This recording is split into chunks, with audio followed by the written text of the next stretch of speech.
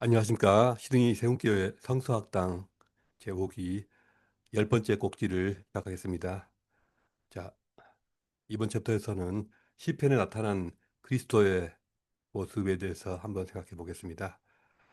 자, 구약 성경의 많은 책들 중에서 신약 성경의 신약 시대 사도들과 신약 시대의 초대교회에 가장 큰 영향을 끼친 구약의 책, 구약의 성경이 있다면 시편이 아닐까 생각됩니다. 신약의 저자들이 실제로 가장 많이 인용하고 사랑한 성경 구절이 바로 어디였느냐? 시편이었다는 것이죠. 어느 정도였냐면요. 신약 성경에서 구약 성경을 인용한 구절이 한 300개 정도 나오거든요. 그 중에서 3분의 1 이상이 다 시편에서 인용한 그런 구절들입니다. 놀랍죠. 단지 하나님을 찬양한 이 노래 가사였는데 거기에서 그 노래 가사, 찬양의 가사이자 시였는데 거기서 그렇게 많은 하나님의 계시가 있었다는 게 참 놀랍습니다. 그래서 신약의 제자들은 실제로 이 시편을 읽으면서 시편 안에서 예수님의 생애, 또 예수님의 사역과 예수님의 고난, 예수님의 영광에 대한 어떤 해석을 그 시편 안에서 의미를 찾고 또 해석을 하였습니다. 그래서 실제로 시편 곳곳을 보니까 그들이 보기에 사도들이 보기에 시편 곳곳에 다윗 왕조의 이상적인 어, 그런 어떤 왕을 노래하는 시들이 있지 않습니까? 물론 시편 안에 제왕시들 있지 않습니까? 그 제왕시는 어, 백성들의 입장에서 하나님께 예배하는 그런 예배자의 입장에서 우리에게 최고의 하나님과 같은 하나님의 공의를 실현하는 그런 왕을 세워 주시옵소서. 그러한 염원이 함께 들어 있습니다. 다윗에게서 부분적으로 나타났던 그러한 왕의 모습, 하나님께서 통치하시는 그 통치를 대신 구현해 줄 만한 그러한 왕의 모습을 시편에서 그리고 있고, 그러면서 나중에 어, 그 모든 이스라엘 백성들, 그 이후로 모든 이스라엘 백성들과 또 유대인들은 어, 지속적으로 이 시편을 노래하면서 하나님의 그 완전한 통치를 구현할 그러한 왕을 기대하고 또 지금 이 왕이 그런 왕이 되기를 간구를 했다는 것이죠. 자, 그러나 어떻습니까? 그들이 섬겼던 왕들 또 역사적으로 나타났던 그 많은 왕들 중에서는 한 번도 그런 이상적인 왕이 나타나지 않았습니다. 그러나 그들의 이런 어떤 완벽한 왕에 대한 그러한 기도, 간구는 멈추지 않았고요. 지속적으로 기도가 이루어졌고, 그러한 그들의 소망은 하나님께서 그들에게 주신다고 하는 그러한 분명한 믿음이 있었고, 그리고 그것은 하나님의 뜻과도 일치했습니다. 하나님께서 분명히 주시기로 하셨다는 것이죠. 어쨌든 그래서 시편 곳곳에 예, 다윗 왕조, 다윗의 시에서 이상적인 왕이 나타날 것이다라고 하는 그러한 시들이 있는데 이제 이것이 장차 하나님께서 보내실 메시아, 즉 그리스도에 대한 그러한 예언으로 그렇게 점점점 차차 이해가 되어졌습니다. 그래서 이 시편의 노래와 이 시편의 기도들은 시간을 뛰어넘어서 예수 그리스도의 인격과 사역 안에서 성취되었다는 것을 어, 초대교회와 또 사도들이 발견하게 되었습니다.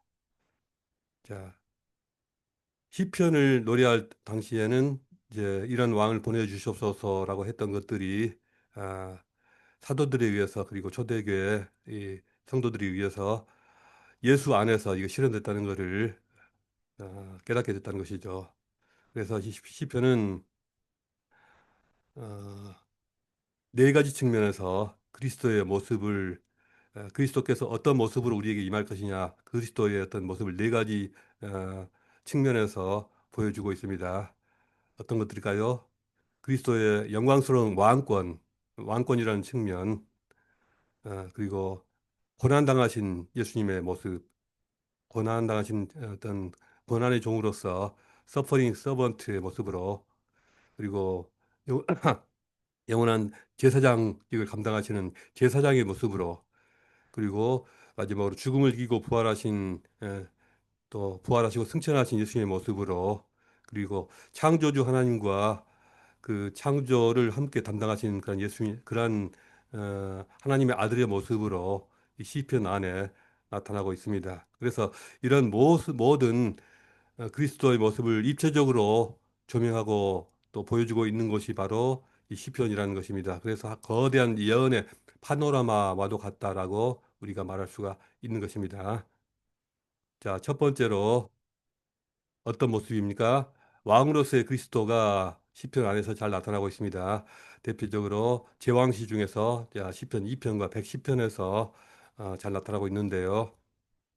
자, 여러분도 아시는 것처럼 시편 2편은 세상에 그러니까 물론 다윗이 지은 시이긴 하지만 자, 이스라엘 백성들이 그리고 이, 레위 지파가 하나님께서 세우신 그 왕을 앞에 놓고 그 왕을 축복하고 또 왕의 위엄을 이렇게 찬양하는 그러한 찬양 제왕 시였을 것입니다. 그런데 그 시편의 내용이 어떤 모습이었을까요? 너는 내 아들이라 오늘 내가 너를 낳았도다 이 말씀 잘 아시죠? 에, 세상에 이방 나라의 많은 군왕들이 이 기름 부은 받은 이 진짜 백이 하나님께서 세우신 이 왕을 대적해서 쓸데없는 일을 하고 소란을 피운다. 그러나 하늘 보좌에 앉으신 하나님께서 어, 그런 저들의 헛된 계획을 비웃으신다라고 선포를 하고 있습니다. 그래서 하나님께서는 바로 하나님께서 친히 세우신 이 왕을 향해서 이렇게 말씀하시죠. 너는 내 아들이라 오늘 내가 너를 낳았도다 이렇게 말씀하시죠. 그러면서 하나님께서 친히 세우신 이 아들, 이 왕이 철장으로 만국을 다스리게 될 것이다. 그러한 권세를 하나님이 주셨다는 것입니다. 자, 이스라엘 역사에서 많은 왕들의 즉위식 때 이 노래가 실제로 불려졌겠고 또 그들이 세우고 있는 그 왕이 그러한 왕이 되기를 염원했지만은 어느 왕도 그렇게 되지 못했습니다. 그리고 이스라엘이 이스라엘 왕조가 문을 닫고 그 이후로 기독교를 믿는 많은 나라들 중에서 자기들의 왕이 그리고 자기들의 황제가 바로 하나님이 세우신 바로 그런 왕이다라고 믿었던 사람들이 많았습니다. 대표적으로 이제 절대 왕조를 구축했던 16세기, 17세기, 16세기, 17세기 18세기 이때의 어떤 절대 왕조를 구축했던 프랑스나 또 스페인이나 또는 독일이나 이런 나라들 루이 14세라든가 또 스페인의 펠리페 5세라든가 그런 왕들 있지 않습니까? 어마어마한 권력을 휘둘렀지 않습니까? 그 왕들은 다 카톨릭을 국가적으로 신봉했고 그래서 그들은 왕도 본인도 그렇게 생각했고 신하들도 그렇게 생각했습니다. 이 왕은 하나님께서 세우신 그러한 신이 세우신 왕이다. 이거를 왕권 신수설이라고 우리가 배웠지 않습니까? 하나님께서 세우신 왕이고 그래서 우리는 마땅히 하나님을 대리해서 우리를 다스리는 이 왕에게 복종해야 된다라고 하는 그러한 일종의 왕권 이데올로기인데 어떻습니까? 그래서 시편 2편과 시편 110편도 그러한 측면으로 그들이 좀 악용을 한 측면이 있습니다. 물론 그들이 그 왕들이 강력한 왕권을 구사하긴 했지만 그럼에도 불구하고 그러한 백성들을 사랑과 정의와 평화로 평강으로 다스리는 그런 왕과는 거리가 멀었죠. 어, 그래서 이 시편 2편과 110편의 이런 말씀들은 하나님께서 주신 말씀이고 또 우리에게 소망으로 주신 말씀이지만 단 한 분 그리스도만을 위한 말씀으로 그렇게 이해가 되어야 한다는 것입니다. 어느 인간들도 어느 최고 지도자도 그분의 그 역할을 대신하지 못한다. 그리고 그 자리를 차지하려고 해서도 안 된다는 것입니다. 시편 2편에서 이렇게 예언된 말씀이 사도행전 13장 33절에서 자, 초대교회 아, 이 어, 베드로 사도가 이렇게 설교를 하고 있지 않습니까? 하나님이 예수를 일으키사 우리 자녀들에게 이 약속을 이루게 하셨다 함이라. 시편 둘째 편에 기록된 바와 같이 너는 내 아들이라 오늘 널 낳았도다. 아, 베드로 사도가 모든 어, 예루살렘 사람들이 지켜보는 앞에서 이러한 설교를 담대하게 하면서 시편에 기록된 이 하나님의 아들, 하나님이 일으키신 이 왕이 바로 너희들이 죽인 예수 그리스도였다라는 그런 선포를 하고 있는 것입니다. 자, 그래서 어, 시편이 이렇게 다시 재해석되고 또 실현된 것을 우리가 신약에서 보게 되고요. 또 시편 110편에서는 하나님께서 어, 내 주에게 말씀하시기를 내 주라고 하는 것은 이 왕입니다. 왕에게 말씀하시기를 아, 내가 네 원수들로 내 발판이 되게 하기까지 너는 내 오른편에 앉아 있으라 하셨도다. 자, 지난 시간에 우리가 한번 살펴본 것처럼 하나님께서 당시 친히 세우신 이 왕을 아, 왕으로 이렇게 대관식을 하시면서 자 하나님 내가 너의 원수를 다 무찔러 주겠다. 그때까지 너는 내 옆에 앉아 있으라라고 하신다는 거예요. 자, 이것이 신약 시대 시편에서 선포된 이 말씀이 사도행전 2장에서는 또 사도 베드로에 의해서 다시 한번 어, 해석이 되고 이것은 그리스도에 대한 말씀이라고 이렇게 새롭게 이해가 되고 있는 것입니다.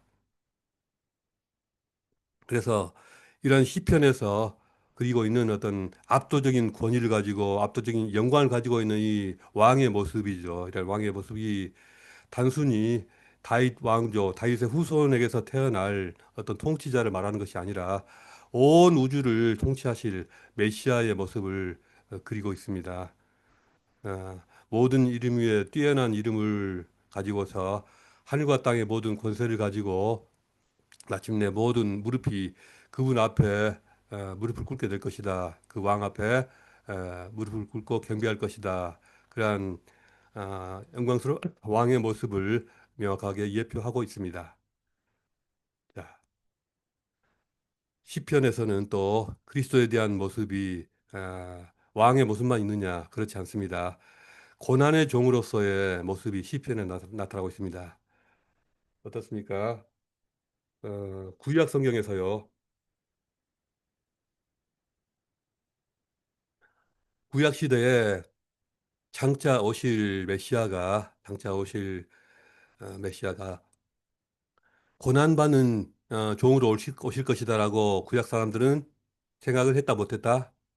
전혀 꿈에도 생각하지 않았습니다. 그저 그들 구원할 구원자요, 영광스러운 왕으로, 완벽한 왕으로 오실 것이라고만 믿었지. 고난의 종으로 오신다고는 어느 누구도 상상하지 못했는데, 물론 일부 소수의 아주 극소수의 선지자들만 그것을 봤죠. 어, 그리고 그것을 보여주긴 했지만 어느 누구도 그걸 이해하지 못했습니다. 자, 어쨌든 그러나 시편에서 그런 모습이 그려지고 있는데 물론 고난 받는 왕의 모습입니다. 다윗 왕을 비롯한 고난 받는 하나님의 왕들의 모습인데 어, 자, 어떤 구절들이 있을까요? 시편 22편에서 자, 내 하나님이여 내 하나님이여 어찌하여 나를 버리셨나이까? 자, 이렇게 하나님께서 세우신 왕이 이런 기도를 드리고 있고 또 시편 69편 9절에서는 주의 집을 위하는 열성이 나를 삼키고 주를 비방하는 비방이 내게 미쳤나이다. 아, 이 주의 집을 위하는 열성 때문에 내가 물불을 안 가리고 내 온몸을 다 들여서 헌신을 한 결과 온갖 주를 비방하는 비방 또 나를 핍박하는 그러한 엄청난 고통과 고난이 나에게 올려왔다라는 그러한 시편 69편의 시가 있습니다. 그래서 이러한 시들은 이런 어떤 처절한 절규가 있지 않습니까? 10편, 22편 1절 같은 경우에 굉장히 고통스러운 절규, 하소연 절규로 시작해서 이 시들을 읽고 있으면은 십자가에서 죽어가시는 예수님의 모습을 그 현장을 생중계하듯이 생생하게 고난의 그 현장, 고난의 그 고통을 묘사하고 우리에게 보여주고 있습니다. 어, 조롱하고 있는 무리들 우리 시편 22편 한번 잘 읽어보십시오. 한번 다시 한번 꼭 읽어보시기 바랍니다. 그리고 시편 69편도 읽어보시면은 어, 사람들이 나를 조롱하고 있고 또 뼈가 어그러지는 어마어마한 고통이 나에게 몰려오고 있고 심한 목마름이 묘사되고 있고 심지어 겉옷을 나누고 속옷을 제비 뽑는 그런 모습까지 다 그려주고 있습니다. 자, 이런 고난당하는 종의 모습이 시편에도 그려지고 있고 또 잘 아시는 것처럼 이사야서 53장에도 있고 그 외에 어, 욥기라든가 또 예레미야서 같은 데서도 이제 나오긴 하지만 또 시편에서도 아주 절절하게 고난당하는 종의 모습이 나타나고 있습니다. 시편 69편에서는 주께서 나의 비방과 수치와 능력을 아시나이다. 아, 나의 대적자들이 다 주님 앞에 있나이다. 이렇게 단식하고 있습니다. 그래서 까닭없는 미움과 비방, 그리고 나의 가족과 내 친구들로부터의 외면도 있었다는 거. 그 속에서 주의 집을 위하는 열성이 나를 삼키고 있다. 주를 비방하는 비방이 나에게 미치고 있다라고 이렇게 고백을 하고 있습니다. 이 시편들의 고통은 예, 역사의 어, 한 개인의 탄식 이상의 것입니다. 단지 한 개인의 고통의 서사를 넘어서서 온 인류의 죄를 짊어지시고 어, 하나님으로부터 외면당하시는 그런 것까지 감당하셨던 그리스도의 처절한 순종을 미리 예표하고 있고요. 그런 순종을 예언하고 있는 그런 무대가 되고 있습니다. 그래서 이러한 시편을 통해서 우리는 십자가 위에서 우리의 죄를 대속하신 그리스도의 신음소리를 우리가 들을 수가 있게 됩니다. 마태복음 27장 46절에서 그것을 어, 시편에서 이렇게 예언되어 있던 그 장면이 실제로 다시 이루어지고 있는 것을 보게 됩니다. 그리고 시편 69편에서 당하는 고통이 또 이 쓰레기에 탄 포도주라든가 신포도주를 마시는 너무나도 어, 어떤 몸과 이 육체와 이 영혼이 함께 고통과 고난을 당하는 그런 모습을 보여주고 있습니다. 자, 세 번째 시편에서 나타나고 있는 그리스도의 세 번째 이미지는 제사장의 이미지입니다. 제사장.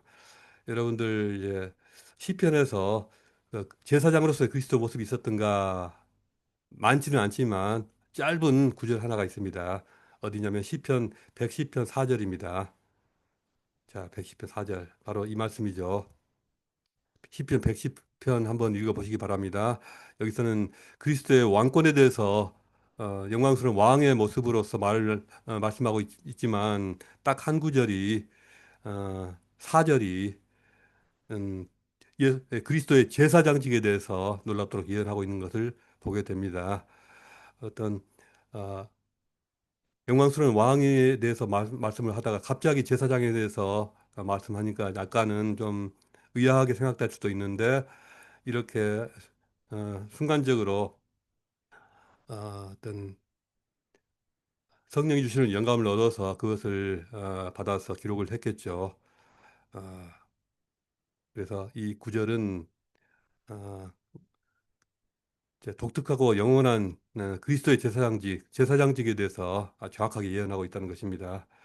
자, 그러면 여러분들 아시다시피 신약 성경에서 그리스도는 고난의 종이었다.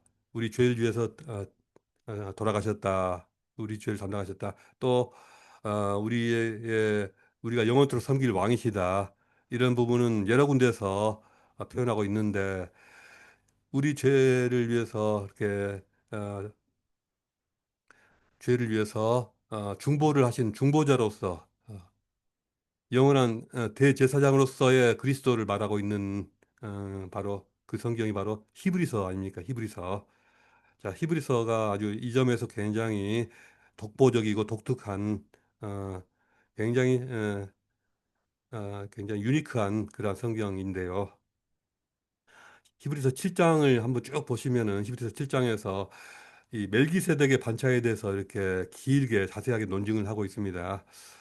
멜기세덱의 반차 거기서 말씀하고 있는 요지는 모든 유대 사람들은 제사장은 다 레위 지파로서 아론의 후손이 돼야 되고 또 그 아론의 지파가 아론의 혈통이 아니면 제사장이 될 수 없다고 생각했는데 그러나 멜기세덱이라는 그런 제사장이 있지 않았느냐. 예, 레위 지파보다 훨씬 이전에 이 제사장이 있었다. 그분도 하나님께 세우신 제사장이었다.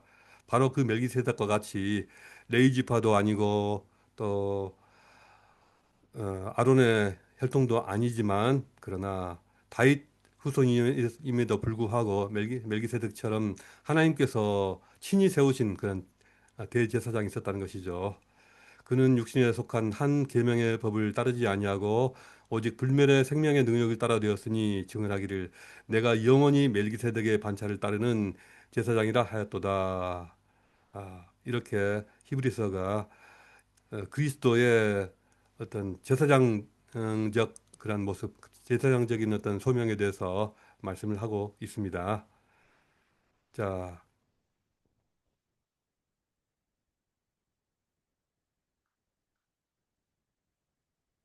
자, 네 번째 측면은요. 시편에서 보여주고 있는 창조주로서의 그리스도의 모습이 있습니다.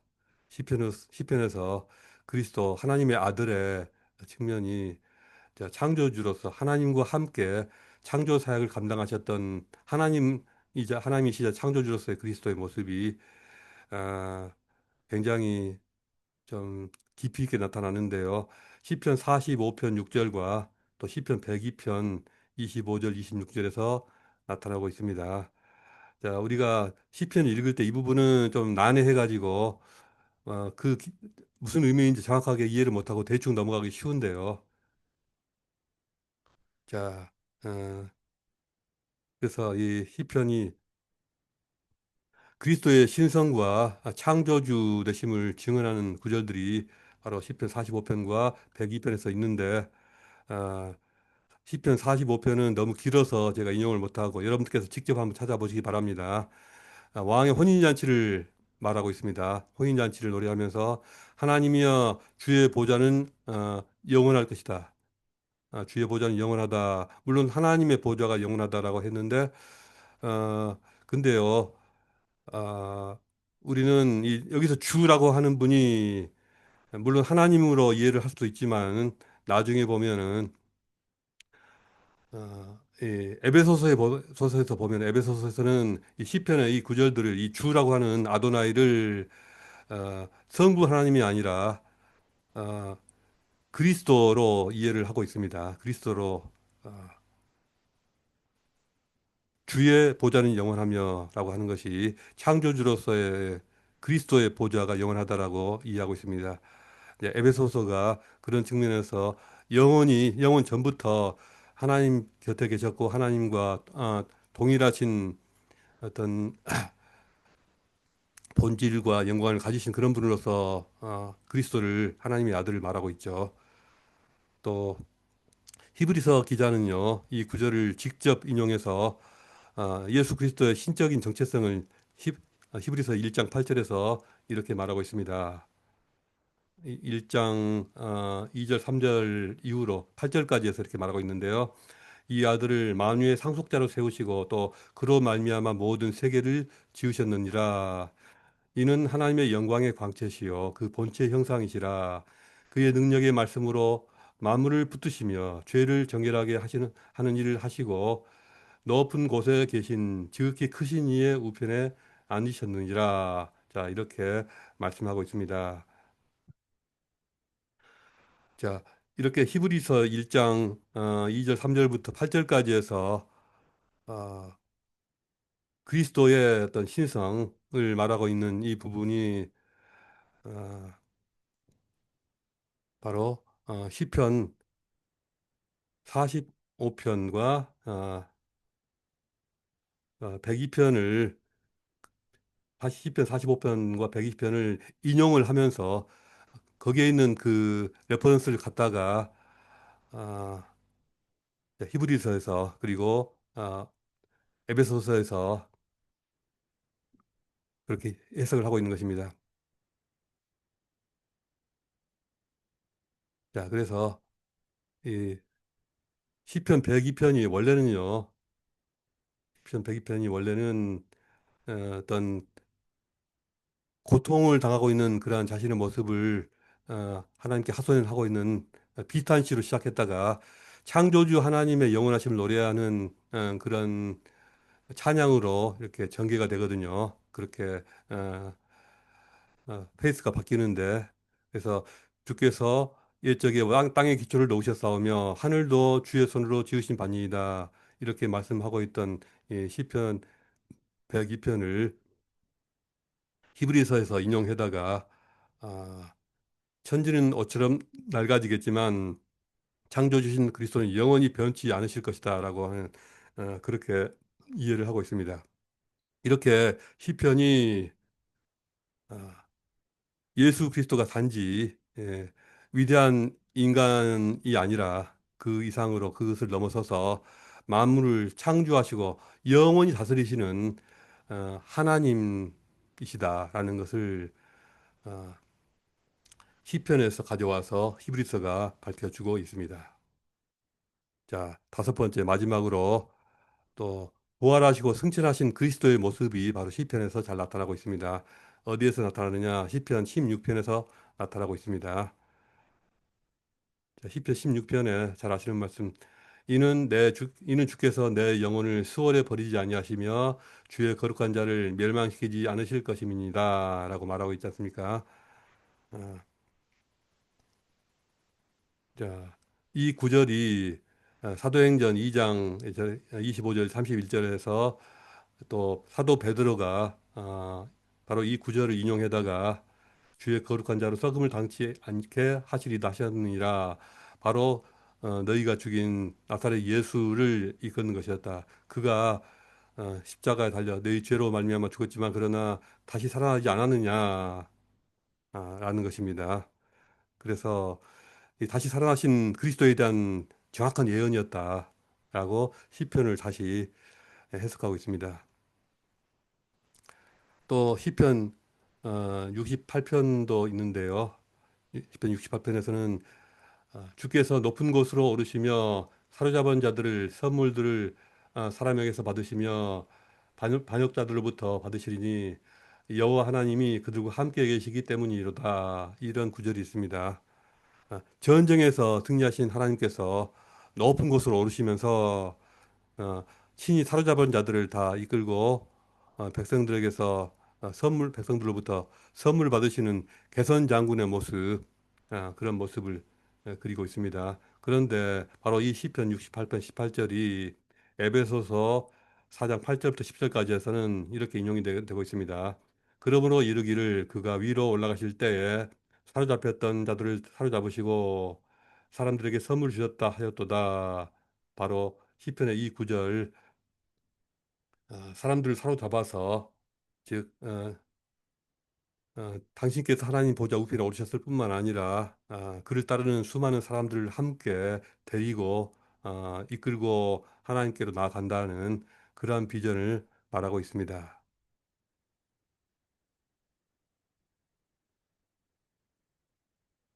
그래서 이 그리스도의 승천 시편 68편에서는 이 개선 장군의 모습으로서 여호와 하나님의 모습을 그리고 있다면, 그것을 에베소서 4장에서는 부활하시고 승천하셔서 하나님 보좌로 돌아가시는 그리스도에 적용을 해서 이해하고 있습니다. 아, 그리스도께서 죽음과 사탄의 권세를 이기시고 하늘로 오르셔서 교회의 모든 각양각색의 은사를 다 선물로 주셨다라는 것입니다. 수많은 선물을 주셨고, 그래서 시편은 그리스도의 사역이 십자가의 죽음으로 끝나지 않고 영광스러운 부활과 승천으로 완성되었다, 이것을 미리 보여주고 있다는 것입니다. 시편이 이렇게 놀라운 그러한 그리스도에 관한 모든 것들을 우리에게 다 알려주고 있습니다. 시편은 이렇게 다양한 각도에서 예수 그리스도의 인격과 사역을 풍성하게 담고 있고요.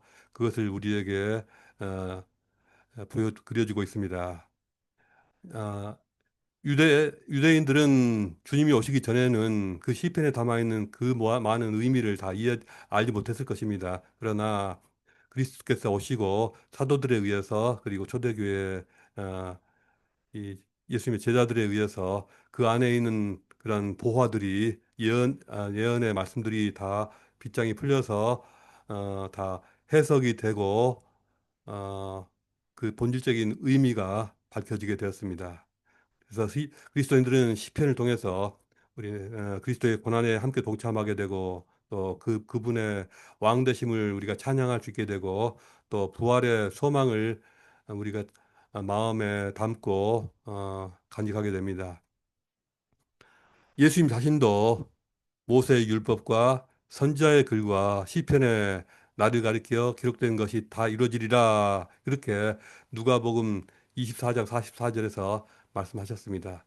자, 예수님 자신이 바로 이 시편을 비롯한 구약 성경에 기록된 것들이 다 나를 위하여 기록된 것이다, 나로 인해서 이루어질 것이다라고 친히 말씀하셨다는 것입니다. 자, 이런 측면들을 우리가 깊이 있게 이해할 때 시편에 미리 담고 있는 많은 내용들을 우리가 통해서 많은 은혜를 받고, 또 그 안에서 더 깊은 우리를 향하신 어떤 우리 향 감추어진 것들을 하나씩 하나씩 끄집어낼 수가 있게 될 것입니다. 자, 감사합니다. 다음 챕터에서 뵙겠습니다.